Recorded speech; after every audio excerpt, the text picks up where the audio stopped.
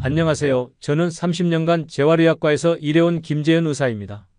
오늘 여러분께 정말 놀라운 이야기를 들려드리고 싶어요. 지난주 제 진료실에 85세 할아버지 한 분이 오셨는데 그분이 의자에서 일어나는 모습을 보고 저는 깜짝 놀랐습니다. 팔에 힘을 전혀 쓰지 않고 마치 20대 청년처럼 자연스럽게 일어서시는 거예요. 처음에는 제가 잘못 본 줄 알았어요. 하지만 그분은 계속해서 저의 상식을 뒤집는 모습들을 보여주셨거든요. 계단을 성큼성큼 올라가시고 한 발로 서서 균형을 잡으시고 심지어 바닥에서 도움 없이 일어서기까지 하시더라고요. 그날 저는 의학 교과서를 다시 펼쳤습니다. 정말 나이가 들면 모든 기능이 떨어지는 게 당연한 걸까? 혹시 우리가 노화에 대해 잘못 알고 있는 건 아닐까? 30년간 수많은 고령 환자분들을 진료하면서 저는 놀라운 사실을 발견했어요. 같은 나이라도 어떤 분들은 놀라울 정도로 젊은 몸을 유지하고 계시더라고요. 그런 분들에게는 공통점이 있었습니다. 오늘은 그 공통점, 즉 나이가 들어도 건강을 유지하는 분들이 가진 8가지 특별한 능력에 대해 말씀드리려고 해요. 혹시 이 중에서 몇 가지라도 여러분이 할 수 있다면 여러분은 정말 특별한 분이에요. 그리고 만약 아직 못하신다고 해도 걱정하지 마세요.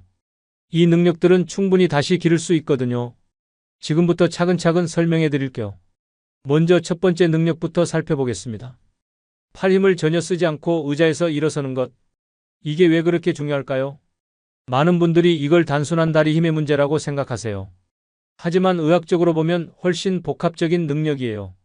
하체 근력, 코어 안정성, 균형 감각, 그리고 전신의 협응력이 모두 조화롭게 작동해야 가능한 동작이거든요. 제가 진료실에서 자주 보는 패턴이 있어요. 처음에는 아주 살짝 팔걸이에 손을 대고 일어나시다가 점점 더 많이 의존하게 되시고 나중에는 온 힘을 다해 팔을 써야만 일어나실 수 있게 되는 거예요.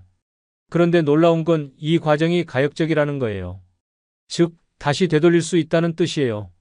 실제로 제가 치료한 87세 박영수 할아버지 사례를 말씀드릴게요. 할아버지는 처음 오셨을 때 휠체어를 타고 계셨어요. 몇 년 전에 넘어져서 다치신 후로 걷기가 어려워지셨다고 하더라고요. 하지만 정밀검사 결과 뼈나 관절에는 큰 문제가 없었어요. 단지 근육이 많이 약해져 있었을 뿐이었죠. 그래서 저희는 아주 간단한 운동부터 시작했어요. 처음에는 침대에 앉은 채로 다리를 들어 올리는 운동을 하셨어요. 하루에 10번씩 일주일에 3일만요. 그 다음 주에는 의자에 앉아서 일어서는 연습을 벽을 짚고 하셨고요. 정말 놀라운 일이 일어났어요. 석 달 후에 할아버지는 팔 힘을 전혀 쓰지 않고 의자에서 일어나실 수 있게 되셨거든요. 그뿐만 아니라 지팡이 없이도 걸으실 수 있게 되셨어요. 할아버지가 하신 말씀이 지금도 기억나요. 선생님, 제가 이렇게 다시 일어설 수 있을 줄 몰랐어요. 이제 손자들 앞에서도 당당할 수 있겠어요. 여러분도 지금 한번 해보세요.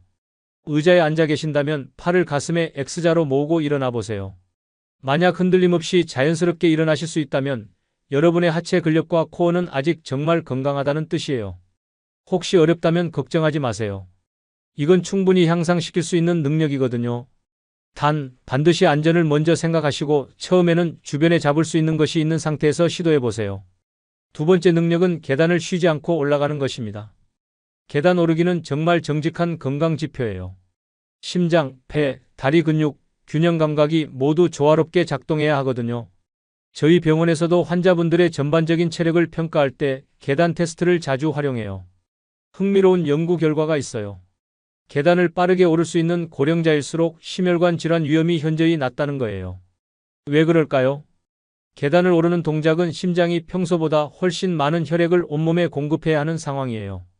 마치 자동차 엔진이 언덕을 오를 때 더 많은 힘을 내야 하는 것과 비슷하죠.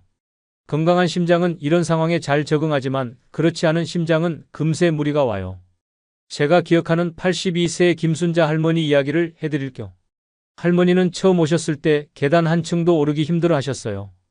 가슴이 답답하고 숨이 차서 중간에 꼭 쉬어야 한다고 하시더라고요.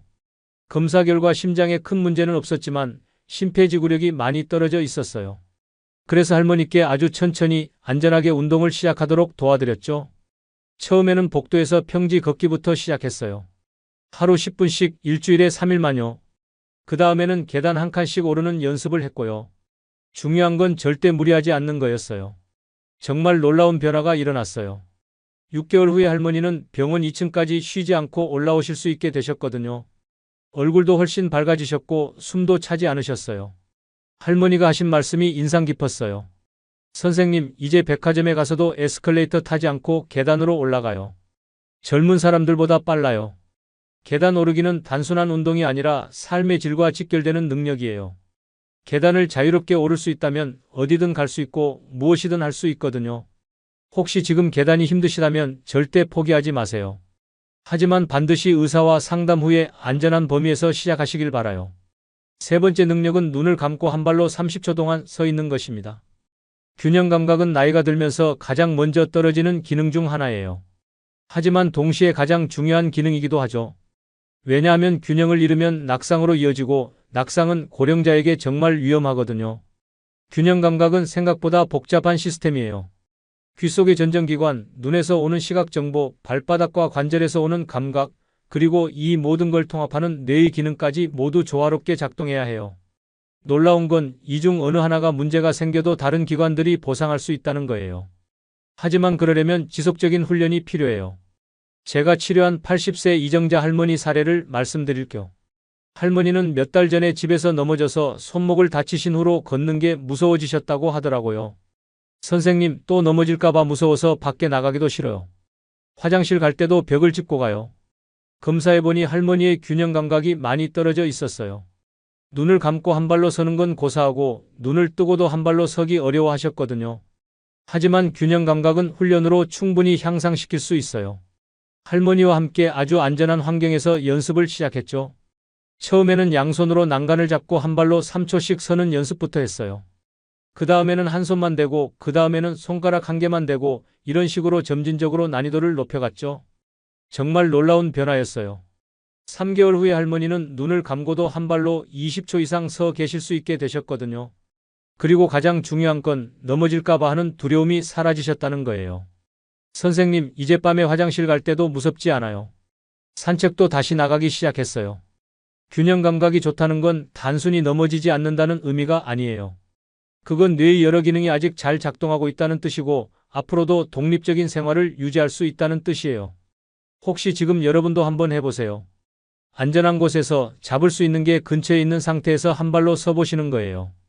10초만 서 계실 수 있어도 정말 훌륭한 거예요. 네 번째 능력은 바닥에서 도움 없이 일어서는 것입니다. 이 동작은 정말 전신의 협응력을 보여주는 최고의 테스트예요. 다리 근력, 코어 안정성, 팔의 지지력, 유연성, 균형 감각, 그리고 전신의 조율 능력까지 모든 게 필요하거든요. 많은 고령자분들이 어느 순간부터 바닥을 피하기 시작해요. 손자와 놀 때도 물건을 줍을 때도 바닥에 앉는 걸 꺼려 하시죠. 왜냐하면 다시 일어설 자신이 없기 때문이에요. 하지만 이런 회피가 계속되면 관련 근육들이 더욱 약해지고 결국 정말로 할 수 없게 되는 악순환에 빠져요. 제가 기억하는 84세 최영호 할아버지 이야기를 해드릴게요. 할아버지는 처음 오셨을 때 선생님, 저는 이제 바닥에 앉으면 일어날 수가 없어요. 그래서 손자들과도 제대로 놀아줄 수가 없어요 라고 하시더라고요. 실제로 바닥에 앉아보시라고 했더니 정말 혼자서는 일어나기 어려워하셨어요. 하지만 근육 자체에는 큰 문제가 없었어요. 단지 조율이 안 되고 있었을 뿐이었죠. 그래서 단계별로 연습을 시작했어요. 처음에는 침대 가장자리에 앉았다가 일어나는 연습부터 했고 그 다음에는 점점 낮은 곳에서 시도해 보셨어요. 중요한 건 절대 무리하지 않고 항상 안전한 환경에서 하는 거였어요. 몇 달 후 정말 감동적인 순간이 왔어요. 할아버지가 바닥에 앉았다가 도움 없이 스스로 일어나신 거예요. 그때 할아버지 표정을 잊을 수가 없어요. 선생님, 이제 손자들과 바닥에서 마음껏 놀 수 있겠어요. 바닥에서 일어날 수 있다는 건 단순한 신체 능력 이상의 의미가 있어요. 그건 인생을 제약 없이 살 수 있다는 뜻이거든요. 혹시 지금 이 능력이 어렵다고 느끼신다면 절대 혼자 시도하지 마세요. 반드시 주변에 도움을 줄 수 있는 사람이 있을 때, 그리고 전문가의 지도 하에 안전하게 연습하시길 바라요. 다섯 번째 능력은 5kg 정도의 물건을 들고 10분간 걷는 것입니다. 이건 기능적 근력이라고 하는 건데요. 단순히 무거운 걸 들 수 있다는 게 아니라 일상생활에서 실제로 필요한 힘을 유지할 수 있느냐의 문제예요. 5kg이면 큰 쌀포대나 장본 가방 정도의 무게예요. 이 정도를 들고 걸을 수 있다면 일상생활에서 필요한 대부분의 활동을 혼자 할 수 있다는 뜻이에요. 나이가 들면서 근육량은 자연스럽게 줄어들어요. 하지만 적절한 자극을 계속 주면 놀라울 정도로 유지되고 심지어 늘어나기도 해요. 제가 치료한 79세 박미자 할머니 사례를 말씀드릴게요. 할머니는 몇 년 전부터 장을 볼 때마다 힘들어 하셨다고 해요. 예전에는 한 번에 다 들고 올 수 있었는데 이제는 여러 번 나눠서 가져와야 한다고 하시더라고요. 선생님, 요즘은 우유 한 팩 들고 가는 것도 힘들어요. 이래서 어떻게 혼자 살아요? 검사 결과 할머니의 근력이 많이 떨어져 있었어요. 하지만 관절이나 뼈에는 문제가 없었죠. 그래서 안전한 근력 운동을 시작하기로 했어요. 처음에는 페트병에 물을 반만 채워서 들어올리는 운동부터 시작했어요. 하루에 10번씩 일주일에 3일만요. 그 다음에는 점점 무게를 늘려갔고요. 정말 놀라운 변화였어요. 6개월 후에 할머니는 5kg 쌀포대를 혼자 들고 다닐 수 있게 되셨거든요. 그뿐만 아니라 전반적인 활력도 훨씬 좋아지셨어요. 선생님, 이제 장 보는 게 즐거워졌어요. 혼자서도 뭐든 할 수 있다는 자신감이 생겼어요. 근력은 나이와 상관없이 향상시킬 수 있어요. 단, 반드시 본인의 상태에 맞는 강도로 안전하게 해야 해요. 무리하면 오히려 다칠 수 있거든요. 6번째 능력은 3분간 빠른 걸음으로 걷는 것입니다. 걷기는 정말 완벽한 운동이에요. 특히 빠른 걸음으로 걷는 건 심장, 폐, 혈관, 근육을 모두 자극하는 최고의 유산소 운동이거든요. 연구 결과에 따르면 빠르게 걸을 수 있는 고령자일수록 수명이 길고 치매 위험도 낮다고 해요. 왜 그럴까요? 빠르게 걷기 위해서는 심장이 빠르게 뛰어야 하고 혈액이 온몸에 잘 공급되어야 하고 뇌에도 충분한 산소가 가야 해요. 이 모든 게 잘 작동한다는 건 전신이 건강하다는 뜻이죠. 제가 기억하는 81세 김대수 할아버지 이야기를 해드릴게요. 할아버지는 젊었을 때 마라톤을 즐기셨던 분이에요. 하지만 몇 년 전부터 걸음이 느려지기 시작하셨다고 해요. 선생님, 예전에는 젊은 사람들보다 빨리 걸었는데 이제는 강아지 산책시키는 할머니들보다도 느려요. 검사해보니 심폐기능이 많이 떨어져 있었어요. 하지만 심장에 특별한 병이 있는 건 아니었죠. 단지 오랫동안 사용하지 않아서 기능이 떨어진 거였어요. 그래서 천천히 안전하게 걷기 운동을 다시 시작하기로 했어요. 처음에는 평소 속도로 10분 걷기부터 시작했고 점점 속도와 시간을 늘려갔어요. 정말 놀라운 변화였어요. 1년 후에 할아버지는 다시 빠른 걸음으로 30분 이상 걸으실 수 있게 되셨거든요. 그리고 가장 중요한 건 삶의 활력이 돌아오셨다는 거예요. 선생님, 이제 어디든 걸어다니고 싶어요. 버스 정류장까지 뛰어갈 수도 있어요. 빠르게 걷는 능력은 단순한 체력의 문제가 아니에요. 그건 인생을 적극적으로 살아갈 의욕의 표현이기도 해요. 혹시 요즘 걸음이 느려지셨다고 느끼신다면 절대 당연하게 받아들이지 마세요. 안전한 범위에서 조금씩 속도를 높여보시길 바라요. 7번째 능력은 복잡한 동작을 순서대로 정확하게 수행하는 것입니다. 이건 단순한 신체 능력이 아니라 뇌와 몸이 얼마나 잘 협력하고 있느냐를 보여주는 지표예요. 예를 들어 앉았다가 일어서서 걷기, 방향 바꾸기, 다시 앉기 같은 일련의 동작을 실수 없이 할 수 있느냐 하는 거죠. 나이가 들면서 가장 무서운 건 치매예요. 하지만 복잡한 동작을 정확하게 할 수 있다면 뇌의 여러 영역이 아직 잘 작동하고 있다는 뜻이에요. 제가 치료한 78세 이순희 할머니 사례를 말씀드릴게요. 할머니는 몇 달 전부터 일상 동작을 할 때 자꾸 실수가 늘었다고 하시더라고요. 선생님, 요리할 때도 순서가 헷갈리고 길을 걸을 때도 중간에 멈칫하게 돼요. 혹시 치매 초기 증상인가요? 검사 결과 심각한 인지장애는 아니었어요. 하지만 뇌와 몸의 협응 능력이 조금 떨어져 있었죠. 다행히 이런 능력은 훈련으로 충분히 향상시킬 수 있어요. 할머니와 함께 다양한 동작 연습을 시작했어요. 처음에는 간단한 동작부터 예를 들어 앉았다가 일어서기, 세 발자국 걷기, 방향 돌기, 다시 앉기 같은 동작들을요. 그 다음에는 점점 복잡한 동작들을 추가해 갔어요. 걷다가 장애물 피하기, 걷다가 멈춰서 뒤돌아보기 이런 식으로요. 정말 놀라운 변화였어요. 석 달 후에 할머니는 복잡한 동작들을 실수 없이 정확하게 하실 수 있게 되셨거든요. 그리고 일상생활에서의 자신감도 많이 회복되셨어요. 선생님, 이제 요리할 때도 순서가 헷갈리지 않아요. 머리가 맑아진 느낌이에요. 뇌와 몸의 협응 능력은 사용하지 않으면 떨어지지만 꾸준히 사용하면 계속 유지되고 향상돼요.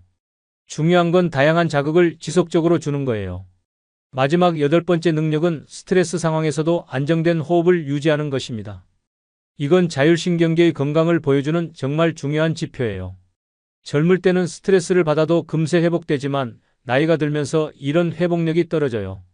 하지만 여전히 스트레스 상황에서 침착함을 유지할 수 있다면 그건 정신적, 신체적 회복력이 아직 살아있다는 뜻이에요.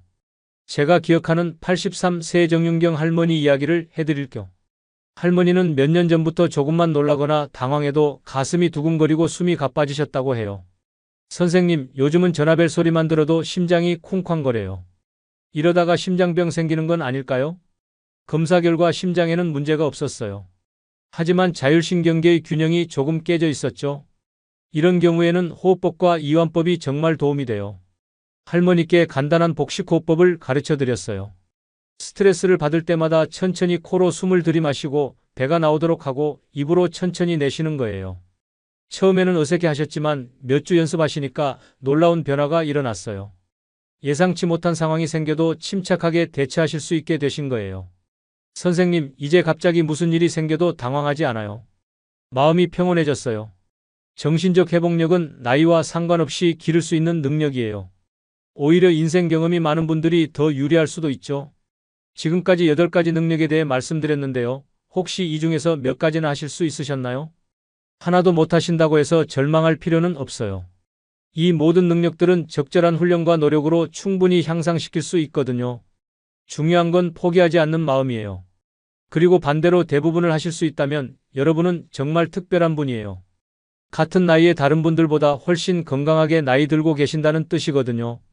의학적으로 봤을 때 이 8가지 능력은 서로 독립적인 게 아니에요. 모두 연결되어 있어서 하나가 좋아지면 다른 것들도 함께 좋아지는 경향이 있어요. 예를 들어 균형 감각이 좋아지면 걷기도 더 안정되고 근력이 좋아지면 일상생활도 더 수월해지죠. 그리고 신체적 능력이 향상되면 자신감도 생기고 정신적 건강도 좋아져요. 그래서 저는 환자분들께 항상 이렇게 말씀드려요. 한 가지씩 차근차근 시작해보세요. 작은 변화가 큰 차이를 만들어낼 거예요. 하지만 가장 중요한 건 안전이에요. 무엇보다 본인의 현재 상태를 정확히 파악하고 무리하지 않는 범위에서 시작하는 게 중요해요. 가능하다면 의료진이나 전문가의 도움을 받으시길 권해요. 마지막으로 여러분께 꼭 전하고 싶은 말씀이 있어요. 나이 든다는 건 모든 기능이 떨어진다는 뜻이 아니에요. 적절한 관리와 노력으로 충분히 건강하게 나이 들 수 있어요. 30년간 수많은 환자분들을 만나면서 저는 확신하게 됐어요. 나이는 숫자에 불과하다는 것을요. 정말 중요한 건 어떻게 그 나이를 살아가느냐 하는 거예요. 오늘 말씀드린 8가지 능력 하나씩 차근차근 시작해보세요. 분명히 여러분의 인생에 긍정적인 변화가 일어날 거예요. 다음 영상에서는 100세까지 건강하게 사는 구체적인 방법들에 대해 더 자세히 알아보겠습니다. 의학적으로 검증된 장수의 비밀들을 준비해 두었거든요. 오늘 영상이 도움이 되셨다면 구독과 좋아요 부탁드려요. 그리고 주변에 필요한 분들께 꼭 공유해 주세요. 특히 나이 드신 부모님이나 어르신들께 보여드리시면 정말 좋을 것 같아요. 건강하고 활기찬 노년을 위해 함께 노력해요. 감사합니다.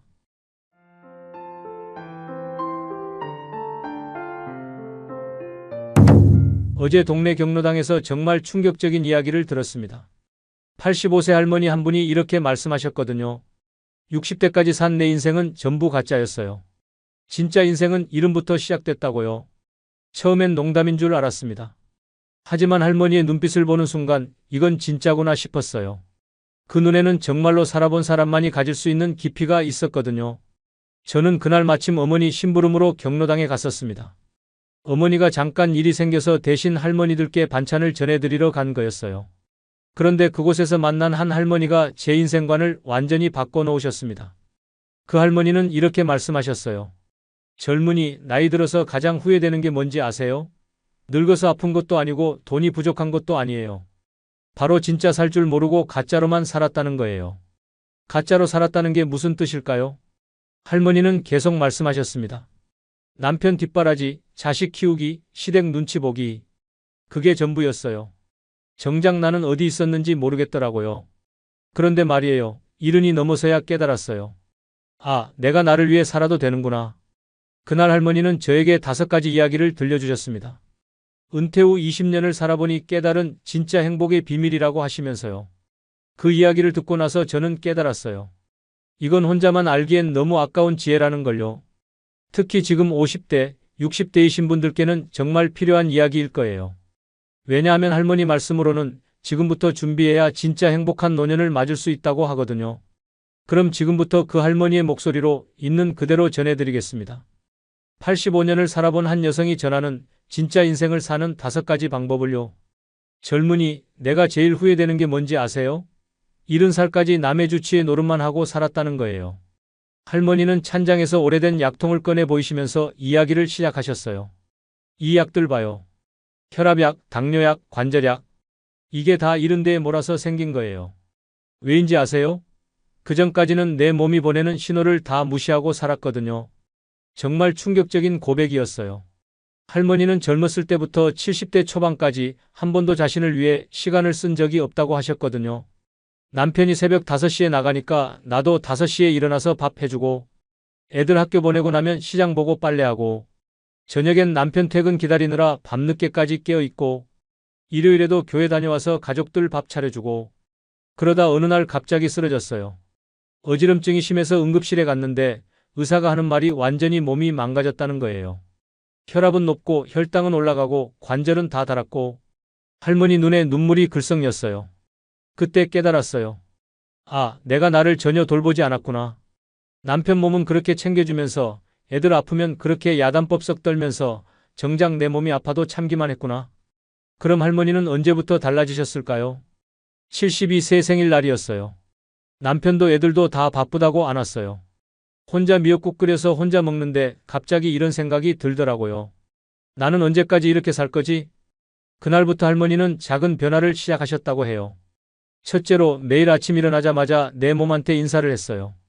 오늘도 고생 많으셨어요. 감사합니다. 이렇게 말이에요. 처음엔 우스꽝스러웠는데 며칠 하다 보니까 진짜 고마운 마음이 들더라고요. 정말 신기한 방법이죠? 할머니는 계속 설명해 주셨어요. 둘째로 하루에 꼭 10분은 내 몸을 만져줬어요. 어깨도 주물러주고 다리도 주물러주고 발바닥도 꾹꾹 눌러주고, 그러면서 여기 아팠지, 여기도 많이 힘들었지, 이렇게 말해줬어요. 셋째로 밥을 먹을 때도 달라졌어요. 예전엔 남편이 좋아하는 음식, 애들이 좋아하는 음식만 했는데 이제는 내가 먹고 싶은 것도 꼭 하나씩 만들어요. 오늘은 내가 콩나물국이 먹고 싶으니까 콩나물국 끓인다. 이렇게요. 그런데 정말 놀라운 일이 일어났다고 해요. 한 달 정도 지나니까 몸이 달라지기 시작했어요. 아침에 일어날 때 덜 뻣뻣하고 계단 오를 때도 덜 힘들고 뭔가 몸이 좋아한다는 게 느껴지더라고요. 하지만 가장 큰 변화는 마음이었다고 하셨어요. 예전엔 내가 아파도 누구한테 말 못했어요. 괜히 걱정 끼치나 싶어서. 그런데 이제는 아프면 아프다고 말해요. 오늘 좀 힘드니까 밥은 간단히 해서 먹자, 이렇게요. 그랬더니 가족들도 달라지더라고요. 처음엔 엄마가 왜 이래 했는데 나중엔 엄마 많이 힘드셨구나 하면서 이해해주기 시작했어요. 할머니는 이렇게 강조하셨어요. 젊은이, 내가 나를 사랑하지 않으면 아무도 나를 사랑해주지 않아요. 내가 내 몸을 아끼지 않으면 다른 사람들도 내 몸을 함부로 대해요. 그게 당연한 거라고 생각하게 되거든요. 정말 와닿는 말씀이었어요. 할머니는 마지막으로 이렇게 말씀하셨어요. 지금 이 영상을 보고 계신 분들 중에 혹시 남편이나 자식들 챙기느라 바빠서 정작 자신은 돌보지 못하고 계신 분들 있으시죠? 그런 분들께 꼭 말씀드리고 싶어요. 하루에 딱 10분만 투자하세요. 내 몸과 대화하는 시간을요. 내 몸이 어디가 아픈지, 어디가 피곤한지, 뭘 원하는지 물어보세요.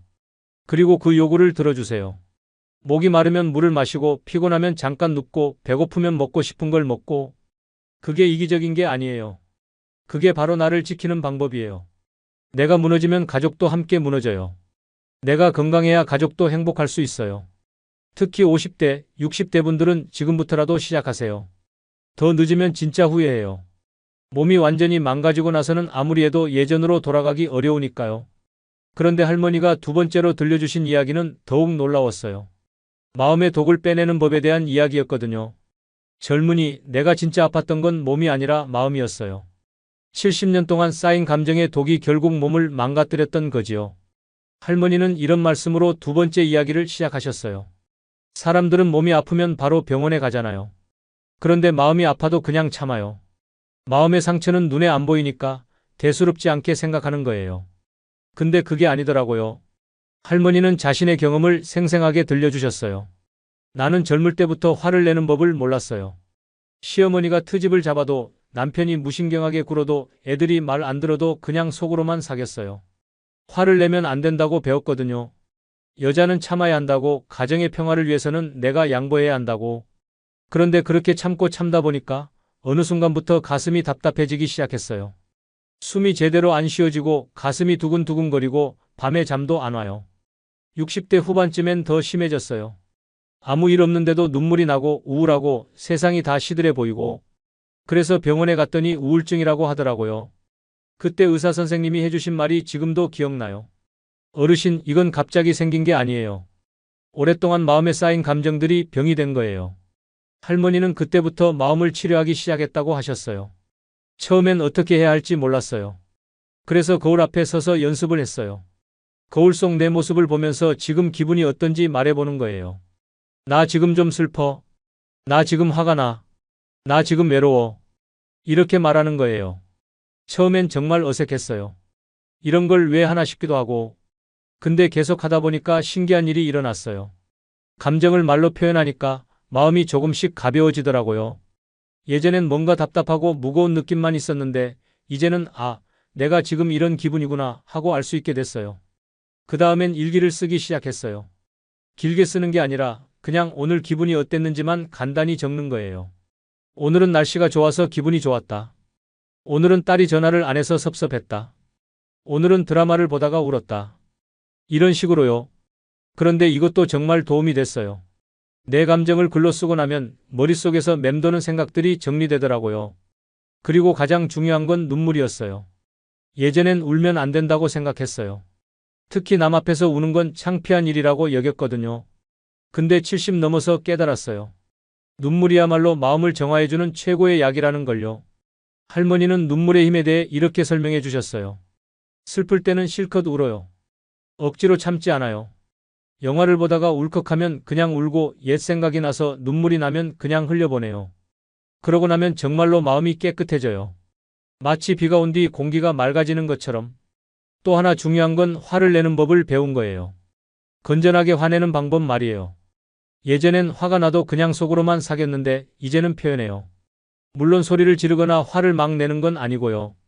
나 지금 화가 난다. 이 말을 하는 거예요. 며느리가 무신경하게 굴면 며느리야, 엄마가 지금 좀 서운하다. 이렇게 말해요. 예전 같으면 그냥 속으로만 끙끙 앓았을 텐데. 그런데 이렇게 말하고 나면 며느리도 죄송해요, 엄마 하면서 태도를 바꿔요. 할머니는 이렇게 강조하셨어요. 감정이라는 건 물과 같아요. 흘러가야 하는 거예요. 가만히 두면 썩어버려요. 그래서 슬프면 울고 화나면 말하고 기쁘면 웃고 이렇게 자연스럽게 표현해야 해요. 특히 우리 나이 든 사람들은 더욱 그래요. 젊을 때는 몸이 튼튼하니까 감정을 좀 억눌러도 버틸 수 있어요. 하지만 나이가 들면 그런 여유가 없어요. 마음의 병이 바로 몸의 병으로 이어져요. 그래서 지금 이 영상을 보고 계신 분들께 꼭 말씀드리고 싶어요. 더 이상 참지 마세요. 마음이 아프면 아프다고 말하세요. 서운하면 서운하다고, 슬프면 슬프다고, 화나면 화난다고 표현하세요. 그게 나약한 게 아니에요. 그게 바로 자신을 지키는 방법이에요. 감정을 잘 표현하는 사람이 더 건강하고 더 오래 살아요. 그런데 할머니의 세 번째 이야기는 더욱 실용적이었어요. 사람과의 거리를 조절하는 기술에 대한 이야기였거든요. 젊은이, 나이 들어서 가장 어려운 게 뭔지 아세요? 사람들과의 관계예요. 너무 가까우면 부담스럽고 너무 멀면 외로워요. 그 적당한 거리를 찾는 게 정말 어려워요. 할머니는 자신의 경험담을 들려주시기 시작했어요. 젊을 때는 관계가 단순했어요. 가족, 친구, 직장 동료. 이렇게 역할이 분명했거든요. 그런데 나이가 들수록 애매해져요. 자식들은 다 커서 독립하고 직장도 은퇴하고 친구들은 하나둘 멀어지고 특히 남편이 먼저 세상을 떠나고 나니까 정말 외로웠어요. 하루 종일 말 한마디 안 하는 날도 있었어요. 그래서 사람들을 만나려고 노력했는데 그것도 쉽지 않더라고요. 어떤 때는 너무 적극적으로 나서서 사람들이 부담스러워하고 어떤 때는 너무 조심스러워서 아예 연락을 안 하게 되고 그러다 보니 점점 혼자가 되더라고요. 그런데 어느 날 깨달았어요. 관계에도 기술이 필요하구나. 할머니가 터득한 관계 기술들을 하나씩 설명해 주셨어요. 첫째, 먼저 손 내밀기를 두려워하지 않아요. 예전엔 내가 먼저 연락하면 폐가 될까봐 걱정했는데 이제는 그냥 해요. 안부 한마디라도 먼저 건네는 거예요. 딸한테도 그래요. 딸이 바쁘다는 걸 알지만 그래도 일주일에 한 번은 꼭 안부 전화를 해요. 길게 통화하려는 게 아니라 그냥 잘 지내는지만 확인하는 거예요. 둘째, 적당한 선을 그어요. 가족이라고 해서 모든 걸 다 참지 않아요. 며느리가 무례하게 굴면 조용히 지적해요. 손자가 버릇없이 굴면 할머니도 기분 나쁘다고 말해요. 예전엔 가족 화목을 위해서 무조건 참았는데 그게 오히려 가족 관계를 나쁘게 만들더라고요. 내가 속으로 쌓인 감정들이 어느 순간 폭발하거든요. 셋째, 관계에 너무 많은 기대를 안 해요.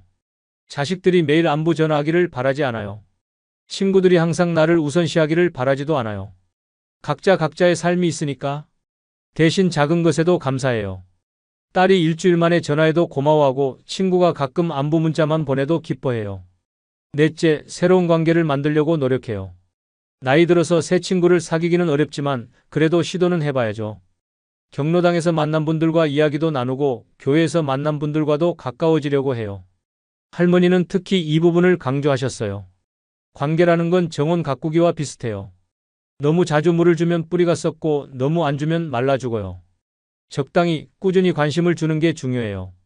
그리고 무엇보다 중요한 건 혼자 있는 시간을 즐기는 것을 배우는 거예요. 외로움과 고독은 달라요. 외로움은 괴롭지만 고독은 평안해요.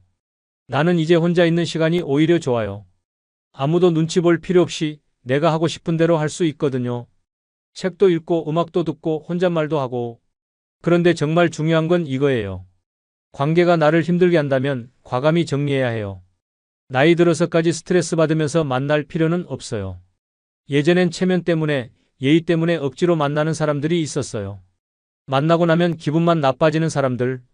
그런 분들과는 조용히 거리를 뒀어요. 대신 만나면 마음이 편해지는 사람들과 더 많은 시간을 보내요. 그런 분들이 한두 명만 있어도 충분해요. 할머니는 마지막으로 이렇게 말씀하셨어요. 젊은이, 관계는 양이 아니라 질이에요. 많은 사람들을 억지로 만나려고 하지 말고 진짜 마음이 통하는 사람 몇 명과 깊은 관계를 유지하세요. 그게 훨씬 건강하고 행복한 방법이에요. 그런데 할머니의 네 번째 이야기는 정말 의외였어요. 취미에 대한 이야기였거든요. 젊은이, 내가 70 넘어서 가장 후회한 게 뭔지 아세요? 평생 취미 하나 제대로 안 가져본 거예요. 늘 남을 위해서만 살았지 내가 뭘 좋아하는지도 몰랐어요. 할머니는 씁쓸한 표정으로 이야기를 시작하셨어요. 젊을 때는 항상 바빴어요. 애 키우고 살림하고 남편 뒷바라지하고 그러다 보니 내가 뭘 좋아하는지 생각해 볼 시간이 없었어요. 가끔 친구들이 뜨개질을 하거나 그림을 그리는 걸 보면 부러웠어요. 나도 그런 거 하나 배워볼까 했는데 항상 다음에, 나중에 하면서 미뤘어요. 그러다가 남편이 세상을 떠나고 애들도 다 독립하고 나니까 갑자기 시간이 너무 많아졌어요. 그런데 뭘 해야 할지 모르겠더라고요. 하루 종일 TV만 보고 그것도 지겨우면 그냥 멍하니 앉아있고 그런 날들이 몇 년 계속되니까 내가 살아있는 건지 죽어있는 건지 모르겠더라고요. 그러다 우연히 경로당에서 뜨개질 교실이 열린다는 얘기를 들었어요. 처음엔 별 관심이 없었는데 그냥 집에 있는 것보다는 낫겠다 싶어서 가봤어요. 그런데 뜨개질 바늘을 처음 잡는 순간 이상한 느낌이 들었어요. 뭔가 내 손이 기억하고 있는 것 같은 느낌? 어릴 때 어머니가 뜨개질 하시는 걸 옆에서 보던 기억이 나더라고요. 처음엔 정말 서툴렀어요. 실이 자꾸 꼬이고 코가 빠지고. 그런데 신기하게도 짜증이 안 났어요. 오히려 재미있었어요. 한 땀 한 땀 떠나가다 보니까 내 마음도 같이 차분해지더라고요. 다른 생각은 다 사라지고 오직 뜨개질에만 집중하게 되는 거예요. 그렇게 한 달 정도 배우고 나니까 간단한 수세미 하나를 완성했어요. 내 손으로 만든 첫 작품이었어요. 그때 느꼈던 성취감을 지금도 잊을 수가 없어요. 아, 내가 뭔가를 만들 수 있구나. 내 손으로 이런 걸 할 수 있구나. 그런 뿌듯함이 있었어요. 그 이후로 뜨개질이 제 일상이 됐어요. 아침에 일어나면 어제 하던 뜨개질 생각이 나고 오늘은 어디까지 해볼까 하는 기대가 생기고 그런데 뜨개질을 하면서 정말 많은 걸 깨달았어요. 첫째, 나도 뭔가를 창조할 수 있다는 걸 알았어요. 평생 남이 만든 걸 쓰기만 했는데 내가 직접 무언가를 만들어내는 즐거움을 처음 알았어요. 둘째, 집중하는 시간의 소중함을 알았어요. 뜨개질을 할 때는 다른 모든 걱정이 사라져요. 오직 실과 바늘에만 집중하게 되죠. 그게 명상과 비슷한 효과가 있더라고요. 셋째, 시간이 금방 간다는 걸 알았어요. 예전엔 하루가 너무 길게 느껴졌는데 뜨개질을 하다 보면 어느새 해가 지더라고요. 넷째, 자존감이 올라갔어요. 내가 만든 목도리를 딸이 예쁘다고 하고 손자가 할머니가 짠 모자를 쓰고 학교에 가고 그런 걸 보면 내가 아직 쓸모있는 사람이라는 생각이 들어요. 할머니는 뜨개질 외에도 다른 취미들을 시도해 보셨다고 해요. 그림도 그려보고 글씨도 써보고 노래교실도 다녀보고 모든 게 다 잘 되지는 않았지만 그래도 시도해보는 것 자체가 즐거웠어요. 그런데 가장 중요한 건 이거였어요. 취미를 가지면서 내가 누구인지 다시 알게 됐다는 거예요. 평생 누구의 엄마, 누구의 아내로만 살았는데 뜨개질을 하는 나, 그림을 그리는 나를 보면서 아, 나도 나만의 정체성이 있구나 하는 걸 깨달았어요. 그래서 지금 이 영상을 보고 계신 분들께 꼭 말씀드리고 싶어요. 나이가 들었다고 해서 새로운 걸 못 배운다고 생각하지 마세요. 오히려 나이가 들수록 취미가 더 중요해요. 왜냐하면 일도 없고 아이들도 다 커서 손이 덜 가니까 시간이 많잖아요. 그 시간을 그냥 TV 보면서 보내기엔 너무 아까워요. 뭐든 좋으니까 하나씩 시도해보세요. 원예, 요리, 독서, 운동 뭐든지요. 처음엔 서툴어도 괜찮아요. 잘하려고 하는 게 아니라 즐기려고 하는 거니까. 그리고 취미를 통해서 새로운 사람들도 만날 수 있어요. 같은 관심사를 가진 사람들과 이야기 나누는 재미도 쏠쏠해요. 가장 중요한 건 취미가 있으면 하루하루가 기다려진다는 거예요. 내일은 뭘 할까? 이번 주에는 뭘 새로 시도해볼까? 이런 기대감이 생겨요. 그게 바로 살아있다는 증거예요. 그게 바로 행복한 노년의 비결이에요. 그런데 할머니의 마지막 이야기는 가장 깊이 있는 내용이었어요. 손을 비우는 것에 대한 이야기였거든요.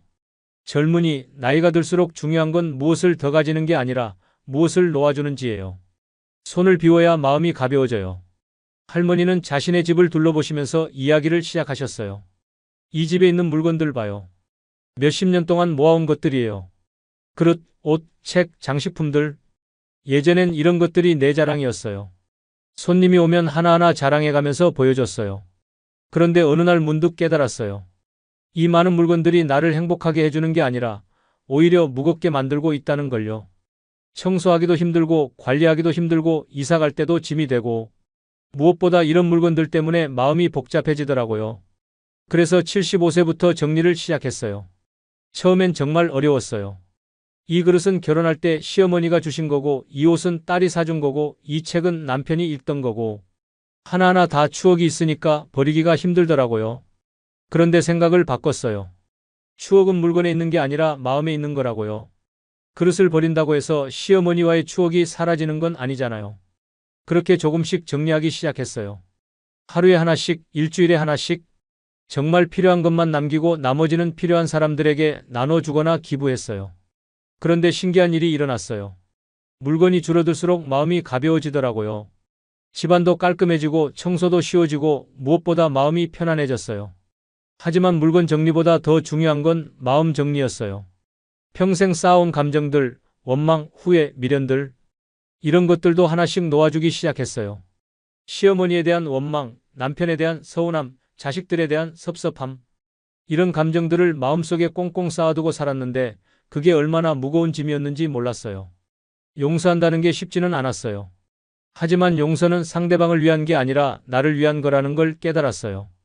내가 마음의 짐을 덜어내기 위한 거라고요. 그래서 하나씩 놓아주기 시작했어요. 이미 세상을 떠난 시어머니에게도 마음속으로 용서한다고 말했어요. 남편에게도 자식들에게도요. 그런데 가장 어려웠던 건 나 자신을 용서하는 거였어요.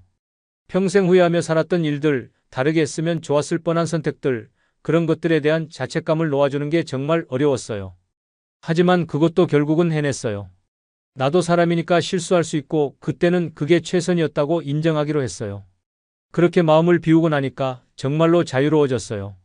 더 이상 과거에 발목 잡히지 않고 지금 이 순간을 온전히 즐길 수 있게 됐어요. 그리고 죽음에 대한 준비도 시작했어요. 무서운 얘기가 아니에요. 오히려 마음이 편안해지는 일이었어요. 유언장도 썼고 내가 죽으면 어떻게 해달라는 것도 정리해뒀어요. 장례식은 간소하게 하고 재산은 이렇게 나눠주고 이런 것들을요. 그런 걸 정리해두니까 마음이 한결 가벼워졌어요. 언제 죽어도 후회 없다는 생각이 들더라고요. 할머니는 마지막으로 이렇게 말씀하셨어요. 젊은이, 인생은 더하기가 아니라 빼기예요. 특히 나이가 들수록 그래요. 무엇을 더 얻으려고 하지 말고 무엇을 놓을지 생각해 보세요. 불필요한 물건들, 무거운 감정들, 의미 없는 관계들, 이런 것들을 하나씩 정리해 나가면 정말 중요한 것들이 보여요.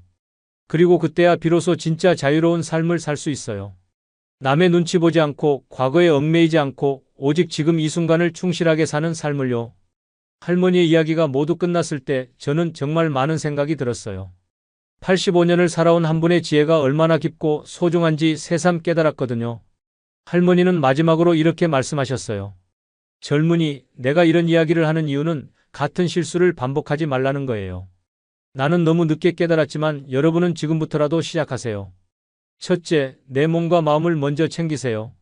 남을 위해 나를 희생하는 것이 미덕이라고 생각하지 마세요. 내가 건강해야 남도 도울 수 있어요. 둘째, 감정을 억누르지 마세요. 슬프면 울고 화나면 표현하고 기쁘면 웃으세요. 감정은 흘려보내는 거예요. 셋째, 사람들과의 관계에서 적당한 거리를 유지하세요. 너무 가까워도 너무 멀어도 안 돼요.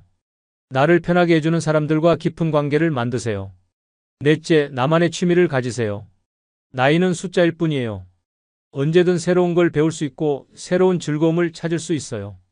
다섯째, 때로는 놓을 줄도 알아야 해요. 물건도 감정도 관계도 손을 비워야 새로운 것을 받을 수 있어요. 이 5가지만 기억하시면 여러분의 노년은 분명히 행복할 거예요. 나처럼 늦게 깨닫지 말고 지금부터 시작하세요. 저는 할머니의 이야기를 들으면서 정말 많은 것을 배웠습니다. 단순히 나이 든 분의 경험담이 아니라 인생을 제대로 사는 방법에 대한 구체적인 가이드였어요. 특히 인상 깊었던 건 할머니가 70이 넘어서야 진짜 자신의 인생을 시작했다고 하신 말씀이었어요. 그전까지는 남을 위해서만 살았고 자신이 누구인지도 몰랐다고 하시니까요. 지금 이 영상을 보고 계신 분들 중에도 비슷한 고민을 하고 계신 분들이 많을 거예요. 특히 50대, 60대 분들은 은퇴를 앞두고 있거나 이미 은퇴하신 분들일 텐데 앞으로 어떻게 살아야 할지 막막하실 거예요. 하지만 할머니의 이야기를 들어보니 나이가 들어서도 얼마든지 새로운 시작이 가능하다는 걸 알 수 있었어요. 오히려 나이가 들수록 진짜 자신을 위한 시간이 많아지니까 더 자유롭게 살 수 있는 거죠. 그리고 할머니가 강조하신 것처럼 나이 든다는 건 쇠퇴가 아니라 성숙이에요.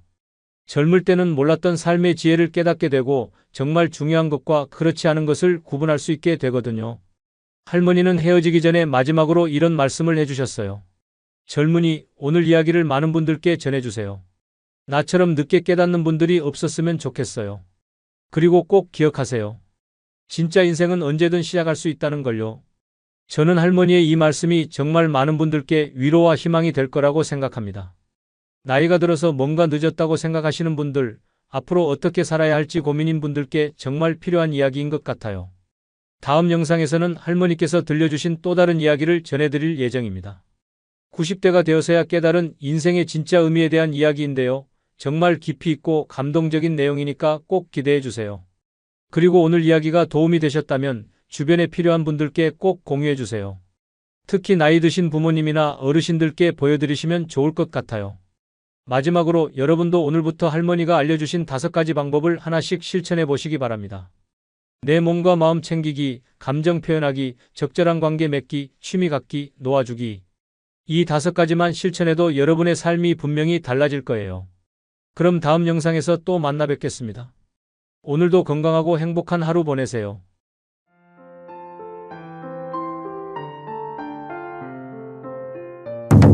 지난주 동네 한의원에 갔다가 정말 믿을 수 없는 일을 경험했습니다. 92세 할아버지 한 분이 이렇게 말씀하시는 거예요. 젊은이, 나는 지금이 50대 때보다 더 건강해요. 처음엔 농담인 줄 알았어요. 하지만 한의사 선생님이 보여주신 할아버지의 건강 기록을 보고 깜짝 놀랐습니다. 92세 나이에 혈압이 120에 80이고 혈당은 95, 콜레스테롤은 180. 이게 어떻게 가능한 일일까요? 그날 할아버지는 저에게 놀라운 이야기를 들려주셨어요. 30년 전부터 매일 아침 실천해온 5가지 루틴이 있다면서요. 그 루틴들이 자신을 완전히 바꿔놓았다고 하시더라고요. 더욱 놀라운 건 30년 동안 단 한 번도 입원한 적이 없다는 사실이었어요. 감기 한 번 걸리지 않았고 약도 먹지 않으신다고 하시니까요. 제가 그 할아버지는 누구냐고 물었더니 한의사 선생님이 이렇게 말씀하시더라고요. 이분은 우리 한의원의 전설이에요. 60대에 처음 오셨을 때는 온갖 병으로 고생하셨는데 지금은 의과대학 교수들이 연구하고 싶어하는 케이스예요. 그렇다면 도대체 어떤 비밀이 숨어 있는 걸까요? 할아버지가 직접 들려주신 그 5가지 아침 루틴을 지금부터 여러분께 생생하게 전해드리겠습니다. 특히 지금 50대, 60대이신 분들께는 정말 중요한 이야기가 될 거예요. 왜냐하면 할아버지 말씀으로는 바로 그 나이대부터 시작해야 90대에도 건강할 수 있다고 하거든요. 젊은이, 내가 왜 이렇게 건강한지 아세요? 바로 새벽 5시에 일어나서 하늘에게 감사 인사를 드리기 때문이에요. 할아버지는 이런 말씀으로 첫 번째 이야기를 시작하셨어요. 나이가 들수록 잠이 줄어드는 건 자연스러운 일이에요. 그런데 대부분 사람들은 이걸 불편하게 생각해요. 잠이 안 온다고 뒤척이고 억지로 더 자려고 하고. 하지만 나는 달리 생각했어요. 아, 하늘이 나에게 더 많은 시간을 선물해 주는구나. 할아버지는 30년 전부터 새벽 5시에 자연스럽게 깨어나신다고 해요. 알람 시계도 필요 없다고 하시더라고요. 몸이 원하는 대로 따라가다 보니까 어느 순간부터 생체 시계가 완벽하게 맞춰졌어요. 새벽 5시가 되면 저절로 눈이 떠져요. 그러면 가장 먼저 하는 일이 창문을 살짝 열어서 신선한 공기를 들이마시는 거예요. 새벽 공기는 정말 특별해요. 하루 중 가장 깨끗하고 차가워서 머리가 바로 맑아져요. 그 공기를 깊게 들이마시면서 오늘도 건강하게 깨어날 수 있음에 감사하다고 마음속으로 인사를 드려요. 그 다음에 할아버지가 하시는 일이 정말 특별했어요. 작은 나무 상자를 꺼내시는 거예요. 이 상자 봐요. 여기 안에는 30년 동안 제가 쓴 감사 메모들이 들어있어요. 하루에 하나씩 그날 가장 감사했던 일을 작은 종이에 적어서 넣는 거예요. 상자를 열어보니 정말 놀라웠어요. 손바닥만한 작은 종이들이 가득 들어있었거든요. 할아버지는 그중 몇 개를 꺼내서 보여주셨어요. 오늘 아침 몸이 아프지 않고 일어났다. 감사하다. 마트에서 만난 젊은 점원이 친절하게 웃어줬다. 감사하다. 버스에서 자리를 양보해준 학생이 있었다. 감사하다. 저녁에 먹은 된장찌개가 유난히 맛있었다. 감사하다. 정말 소소한 일상들이었어요. 하지만 할아버지 얼굴을 보니 진심으로 감사해하고 계시는 게 느껴졌어요. 젊었을 때는 항상 부족한 것만 보였어요. 돈도 더 벌어야 하고, 집도 더 큰 걸로 옮겨야 하고, 차도 더 좋은 걸 사야 하고. 그런데 나이가 들고 죽음이 가까워질수록 깨달았어요. 지금 내가 가진 것들이 얼마나 소중한 선물인지를요. 할아버지는 이런 감사 습관이 어떻게 시작됐는지도 들려주셨어요. 사실 60대까지는 저도 불평불만이 많은 사람이었어요. 아내한테도 잔소리가 많았고 자식들한테도 화를 자주 냈어요. 그러다 65세에 큰 병을 앓았어요. 위암 초기 진단을 받았거든요. 그때 처음으로 죽음을 생각하게 됐어요. 아, 내가 언젠가는 이 세상을 떠나는구나. 그럼 남은 시간을 어떻게 보내야 할까? 그때부터 감사한 것들을 찾기 시작했어요. 처음엔 감사할 게 별로 없더라고요. 그런데 억지로라도 하나씩 찾다 보니까 정말 감사할 일들이 엄청 많다는 걸 깨달았어요. 숨을 쉴 수 있다는 것, 걸을 수 있다는 것, 밥을 먹을 수 있다는 것. 이런 당연한 것들이 사실은 기적이더라고요. 한의사 선생님도 할아버지의 감사 습관에 대해 설명해 주셨어요. 동양의학에서는 마음이 곧 몸이라고 봅니다. 감사하는 마음은 기의 흐름을 원활하게 만들어요. 스트레스는 길을 막히게 하지만 감사는 길을 소통시키거든요. 이 할아버지께서 이렇게 건강하신 것도 30년간 쌓인 긍정 에너지 때문이라고 생각해요. 실제로 현대의학에서도 감사의 효과가 입증되고 있다고 하시더라고요. 미국에서 10년간 진행된 연구 결과를 보면 매일 감사 일기를 쓰는 사람들은 스트레스 호르몬이 23% 감소했어요. 반대로 행복 호르몬은 25% 증가했고요. 혈압도 평균 5mm 낮아졌다고 해요. 할아버지는 감사 메모를 쓰는 시간이 대략 10분에서 15분 정도라고 하셨어요. 이 시간이 제 하루 중 가장 소중한 시간이에요. 전날 하루를 돌아보면서 좋았던 순간들을 다시 한번 떠올리거든요. 그러면 마음이 따뜻해지고 평온해져요. 이렇게 좋은 마음으로 하루를 시작하면 하루 종일 좋은 일들이 더 많이 보여요. 정말 신기한 일이에요. 감사한 마음으로 사람들을 보면 그 사람들도 더 친절하게 대해줘요. 감사한 마음으로 세상을 보면 세상도 더 아름답게 보여요. 이게 바로 감사의 힘인 것 같아요. 할아버지는 감사 메모를 쓸 때도 특별한 방법이 있다고 하셨어요. 너무 거창한 것보다는 정말 작고 소소한 것들 위주로 써요. 오늘 날씨가 좋았다. 이웃 할머니가 안부를 물어봤다. 저녁에 본 드라마가 재밌었다. 이런 것들이요. 왜냐하면 큰 기쁨은 자주 오지 않잖아요. 하지만 작은 기쁨들은 매일매일 있어요. 그런 것들을 놓치지 않고 잡아내는 연습을 하는 거예요. 할아버지의 두 번째 습관은 더욱 놀라웠어요. 감사 메모를 다 쓰고 나면 부엌으로 가서 특별한 물을 준비해요. 이 물이 보통 물이 아니거든요. 할아버지는 물의 온도를 정말 중요하게 생각하셨어요. 너무 차가운 물을 마시면 위가 놀라요. 특히 나이가 들수록 위장이 예민해지거든요. 그렇다고 너무 뜨거우면 목과 식도에 무리가 가고요. 그래서 체온과 비슷한 38도에서 40도 정도의 미지근한 물이 가장 좋아요. 할아버지가 이렇게 물 온도에 신경 쓰게 된 계기가 있었다고 해요. 60대 초반에 차가운 물을 자주 마셨더니 위염과 소화불량에 시달렸어요. 그때 한의사 선생님께서 물의 온도를 바꿔보라고 하시더라고요. 처음엔 미지근한 물이 밍밍하고 맛없어서 적응하기 어려웠는데 몇 달 하다 보니 위장 트러블이 완전히 사라졌어요. 물의 양도 정확하다고 하셨어요. 정확히 200ml, 종이컵으로 한 컵 분량이에요. 너무 많이 마시면 부담이 되고 너무 적게 마시면 효과가 없어요. 30년 동안 이 양을 지켜왔는데 딱 적당한 것 같아요. 마시는 방법도 특별했어요. 한 번에 벌컥벌컥 마시지 않아요. 작은 모금으로 나누어서 천천히 마셔요. 물을 입에 머금고 잠시 있다가 삼키기를 반복하는 거예요. 이렇게 하면 침과 잘 섞여서 소화에 도움이 되고 급하게 마셔서 생기는 부담도 줄일 수 있어요. 한의사 선생님도 이 방법에 대해 설명해 주셨어요. 동양의학에서는 아침에 마시는 따뜻한 물을 매우 중요하게 봅니다. 밤 동안 손실된 수분을 보충해서 혈액순환을 개선하고 신진대사를 활발하게 만들어주거든요. 특히 장 운동을 촉진해서 변비 예방에도 효과적이고 노폐물 배출을 도와서 해독 작용도 해요. 물을 마신 후에 할아버지가 하시는 일이 정말 인상적이었어요. 5분간의 목과 어깨 스트레칭이었거든요. 나이가 들수록 목과 어깨가 굳어져요. 이걸 그냥 방치하면 두통, 어지럼증, 심지어 혈압 상승까지 유발할 수 있어요. 그래서 매일 아침 이렇게 풀어주는 거예요. 할아버지의 스트레칭 방법을 하나씩 보여주셨어요. 첫 번째는 목 돌리기예요. 목을 천천히 시계 방향으로 5번, 반시계 방향으로 5번 돌려요. 각 동작마다 10초씩 여유있게 진행해요. 두 번째는 목 기울이기예요.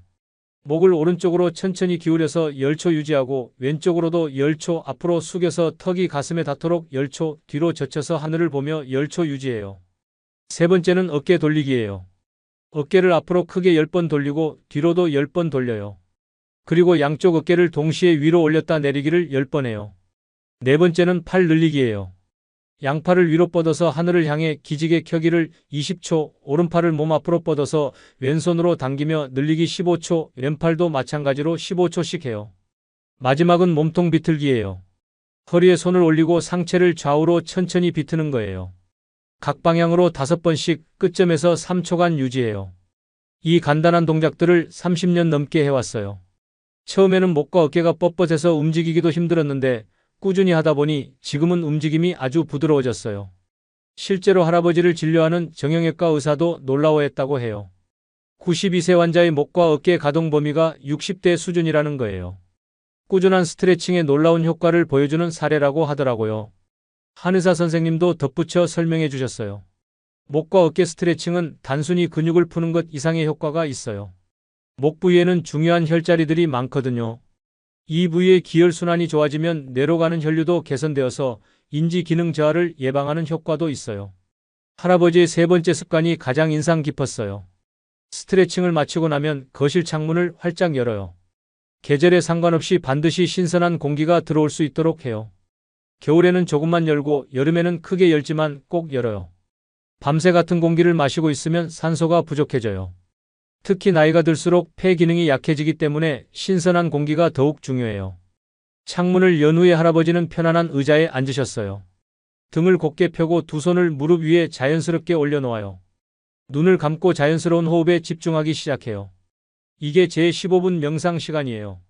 할아버지의 명상법은 누구나 쉽게 따라할 수 있을 정도로 단순했어요. 첫 번째 5분은 호흡에만 집중해요.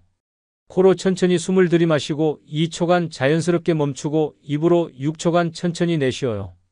이 과정을 반복하면서 오직 호흡에만 집중하는 거예요. 처음에는 잡념이 많이 들어와요. 오늘 뭘 해야 할지, 어제 무슨 일이 있었는지. 하지만 그런 생각들이 떠올라도 무시하지 말고 아, 이런 생각이 드는구나 하고 인정한 후에 다시 호흡으로 돌아오면 돼요. 두 번째 5분은 몸 스캔이에요. 발끝부터 머리끝까지 몸의 각 부분을 차례로 의식해요. 긴장된 부분이 있다면 의식적으로 이완시키고 몸의 감각에 주의를 기울이며 현재 순간에 머물러요. 몸 스캔을 하다 보면 평소에 몰랐던 긴장 부위를 발견하게 돼요. 어깨가 올라가 있거나 턱에 힘이 들어가 있거나 이런 부분들을 하나씩 이완시켜주면 몸이 한결 편안해져요. 마지막 5분은 감사와 다짐이에요. 하루에 대한 긍정적 다짐을 반복해요. 오늘 하루도 건강하게 보내겠습니다. 주변 사람들에게 따뜻한 마음을 나누겠습니다. 작은 일에도 감사하며 살겠습니다. 어려운 일이 있어도 평온한 마음을 유지하겠습니다. 할아버지가 명상을 시작하게 된 계기도 들려주셨어요. 30년 전 아내를 잃고 심한 우울증에 빠졌을 때였어요. 병원에서 항우울제를 처방받았지만 부작용이 심해서 다른 방법을 찾던 중에 명상을 알게 됐어요. 처음에는 5분도 앉아있기 힘들었어요. 온갖 슬픈 생각들이 머릿속을 맴돌았거든요.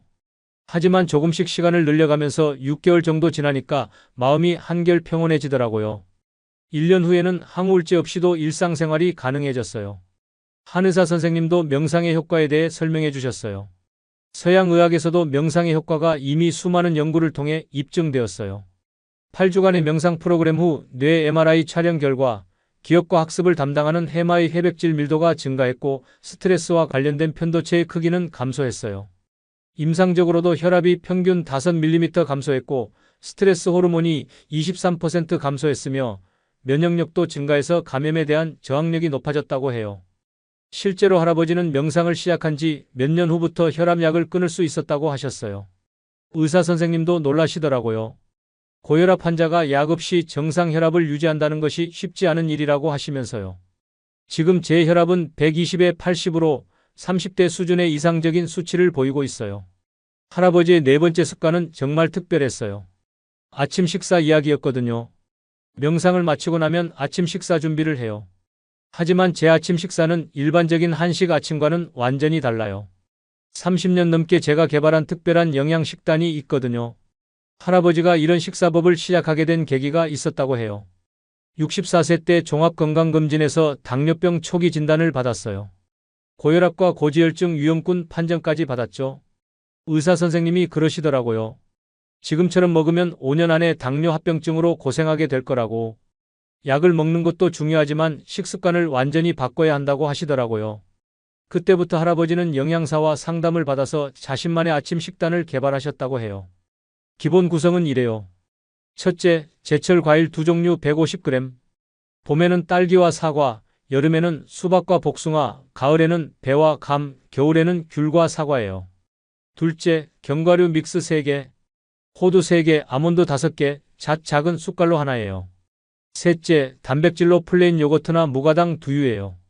넷째, 차로는 녹차나 보리차를 마셔요. 할아버지가 제철 과일을 고집하시는 이유가 여러 가지 있었어요. 첫째, 제철 과일이 영양가가 가장 높아요. 둘째, 가격이 저렴해서 경제적 부담이 적어요. 셋째, 계절에 따라 변화하는 즐거움이 있어요. 자연은 참 지혜로워요. 봄에는 비타민C가 풍부한 딸기로 겨울 동안 부족했던 영양을 보충해주고 여름에는 수분이 많은 수박으로 갈증을 해소해주고 가을에는 섬유질이 풍부한 배로 소화를 도와주고 겨울에는 감기 예방에 좋은 귤을 줘요. 제철 과일을 먹는 것은 자연의 리듬에 몸을 맞추는 거예요. 견과류는 할아버지 식단의 핵심이었어요. 견과류는 칼로리가 높기 때문에 너무 많이 먹으면 체중 증가의 원인이 될 수 있어요. 호두는 오메가3 지방산이 풍부해서 뇌 건강에 좋고 아몬드는 비타민 E가 많아서 노화 방지에 효과적이에요.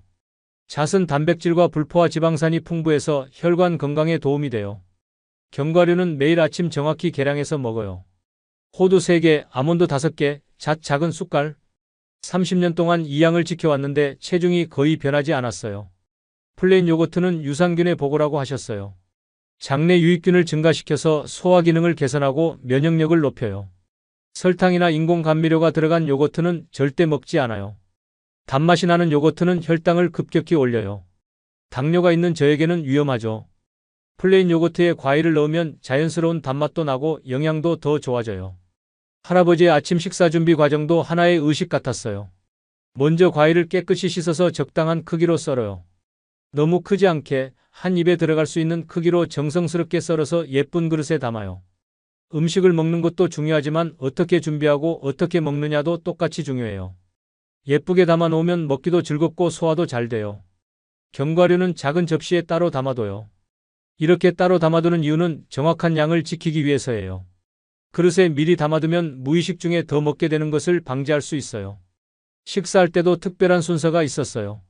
먼저 견과류를 하나씩 천천히 씹어 먹어요. 각각 최소 20번 이상 씹어서 완전히 부순 후에 삼켜요. 그 다음 과일을 한 조각씩 천천히 음미하며 먹어요. 견과류는 잘 씹어야 소화가 잘 돼요. 대충 씹고 삼키면 위에 부담이 가죠. 과일도 마찬가지예요. 천천히 씹으면 단맛도 더 잘 느껴지고 포만감도 더 오래 지속돼요. 마지막에 요거트나 두유를 마시면서 마무리해요. 이때도 한 모금씩 천천히 마셔요. 급하게 마시지 않고 입안에서 충분히 섞인 후에 삼켜요. 식사하는 시간은 대략 20분에서 25분 정도 걸려요. 많은 사람들이 10분 만에 아침을 해결하는 것에 비하면 상당히 긴 시간이에요.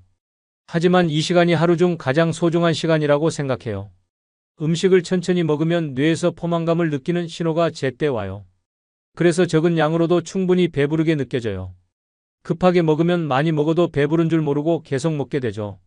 한의사 선생님도 할아버지의 식사법에 대해 설명해 주셨어요. 이런 식사법은 당뇨병 환자에게 정말 이상적이에요. 과일의 자연당이 견과류의 지방, 요거트의 단백질과 함께 섭취되면 혈당 상승 속도가 완만해져요.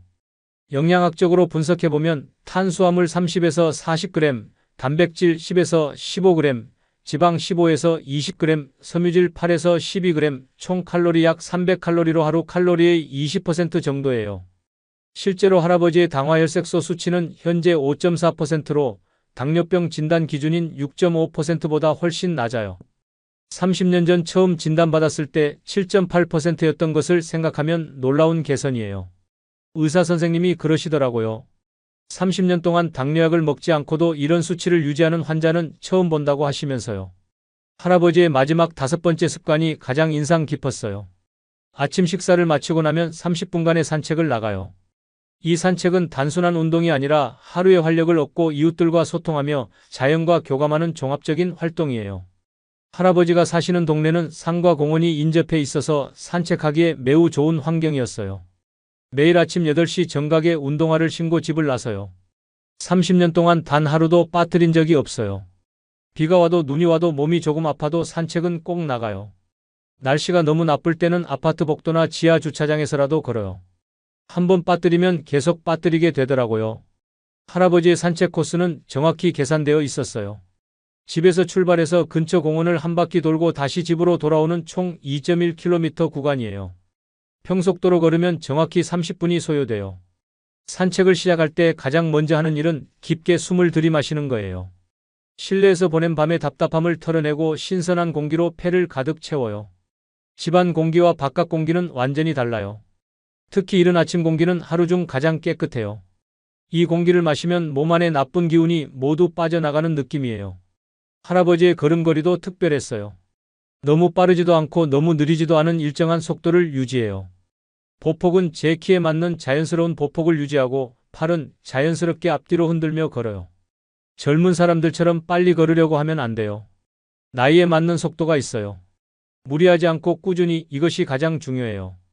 30분 걸었을 때 약간 숨이 차는 정도가 딱 적당해요. 산책 중에 할아버지가 가장 즐거워하시는 것은 이웃들과의 만남이었어요. 같은 시간에 산책을 나오는 이웃 어르신들이 여러 분 계세요. 이분들과 나누는 짧은 대화가 제게는 하루의 활력소가 돼요. 김할머니라는 분은 할아버지보다 8살 어리지만 무릎이 안 좋아서 지팡이를 짚고 천천히 걸으신다고 해요. 김할머니는 제가 산책을 시작한 지 10년 후부터 함께 걷기 시작했어요. 처음에는 혼자 걷는 게 좋다고 생각했는데 함께 걸으니 더 즐거워요. 서로 안부도 묻고 건강정보도 나누고 가끔은 옛날 이야기도 해요. 이철수 할아버지는 강아지와 함께 산책을 나오신다고 해요. 할아버지와 인사를 나눈 후에는 강아지와 잠시 교감하는 시간을 가져요. 동물을 보면 마음이 편해져요. 특히 강아지들은 사람을 가리지 않고 좋아하잖아요.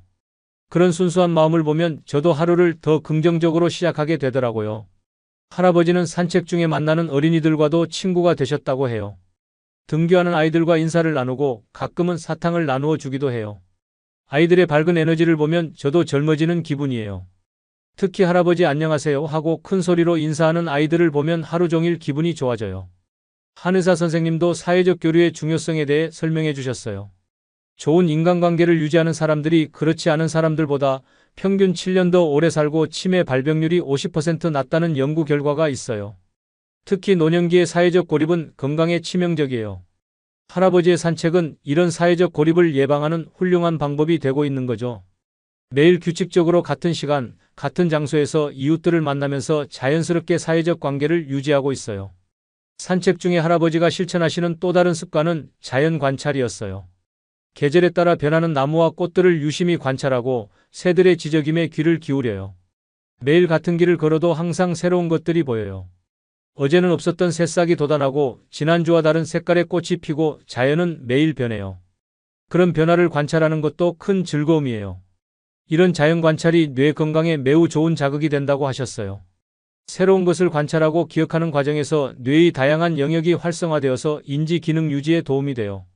실제로 할아버지의 최근 건강검진 결과는 정말 놀라웠어요. 심폐지구력은 같은 연령대 평균보다 30% 높고 하체 근력은 70대 수준을 유지하고 있어요. 골밀도는 또래 평균보다 20% 높고 균형 감각도 정상 범위예요. 정형외과 전문의는 30년간 꾸준한 걷기 운동의 결과로 보인다고 평가했어요. 특히 골밀도가 이 정도로 유지되는 것은 매우 드문 일이라고 하더라고요. 산책을 마치고 집에 돌아온 할아버지의 얼굴에는 만족감이 가득했어요. 산책을 마치고 집에 돌아오면 몸이 한결 가벼워져요. 혈액순환도 좋아지고 머리도 맑아지고 기분도 상쾌해져요. 이렇게 좋은 상태로 하루를 시작하면 무엇을 해도 잘 될 것 같은 기분이 들어.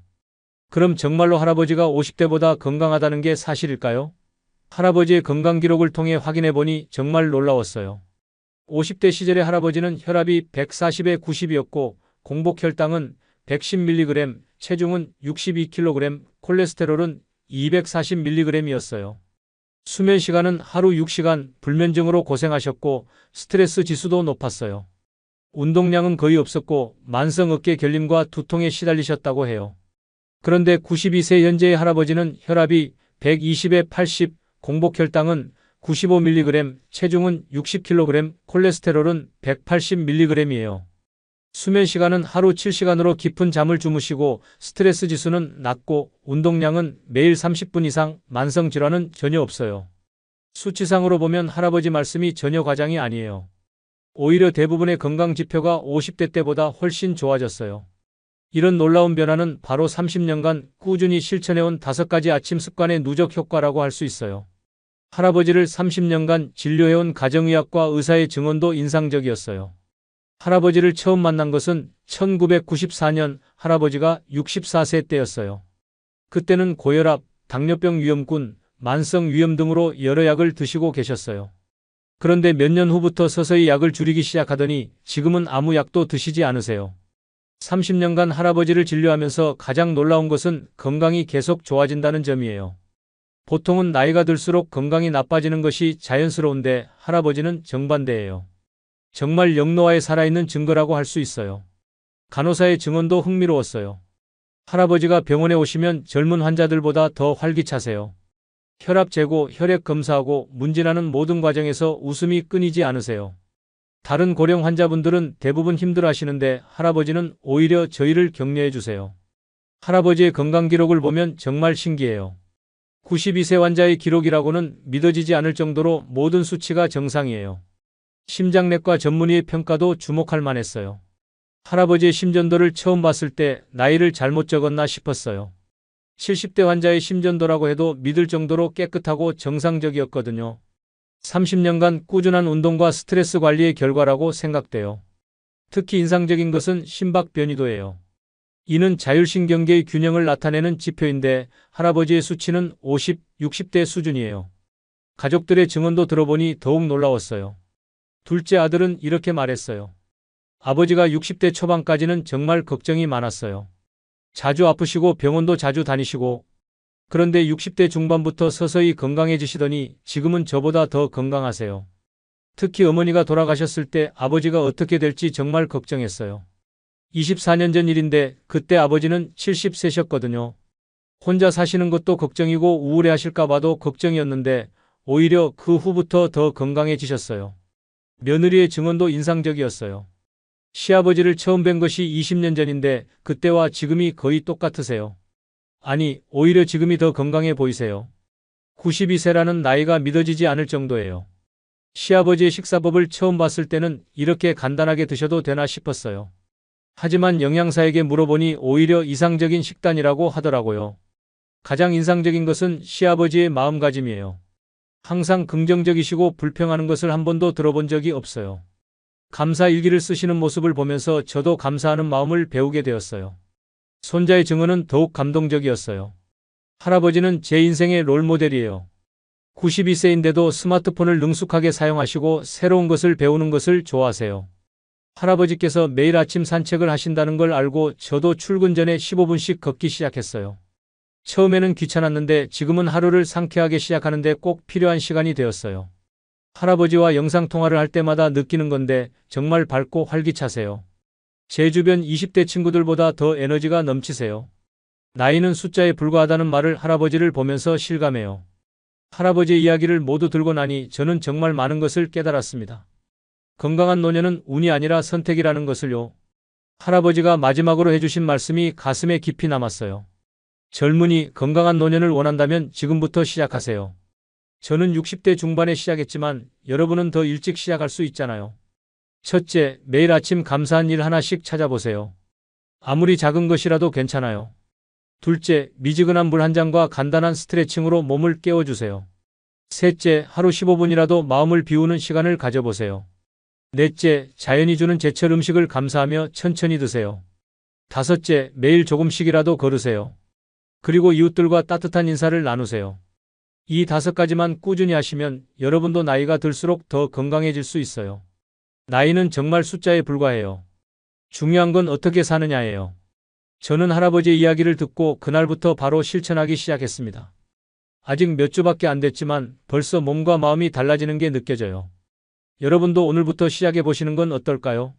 내일 아침 평소보다 10분 일찍 일어나서 감사한 일 하나를 떠올려 보세요. 그리고 미지근한 물 한 잔을 천천히 마셔보세요. 작은 시작이 큰 변화를 만듭니다. 할아버지가 보여주신 것처럼 우리도 나이가 들수록 더 건강하고 행복해질 수 있어요. 다음 영상에서는 100세까지 건강하게 사는 비법에 대한 더 깊이 있는 이야기를 준비했습니다. 할아버지께서 알려주신 또 다른 비밀들이 있거든요. 오늘 이야기가 도움이 되셨다면 구독과 좋아요 부탁드려요. 그리고 주변에 필요한 분들께 꼭 공유해주세요. 특히 부모님께 보여드리시면 정말 좋을 것 같아요. 건강하고 행복한 하루 보내세요. 감사합니다.